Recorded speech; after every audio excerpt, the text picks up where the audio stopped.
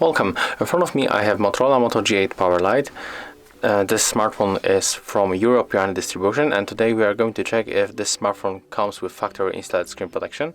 So let's take a look closely.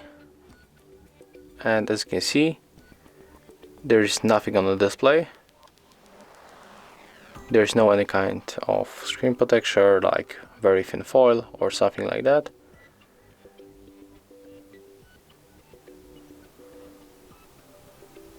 So if you want to protect your smartphone, definitely I can recommend you to apply tempered glass, for example, because when you leave your smartphone without protection, after a few moments, after some time, I will get this kind of scratches on your display.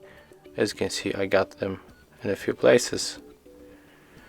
So yeah, that's it. If you found this video helpful, remember to leave a like, comment and subscribe to our channel.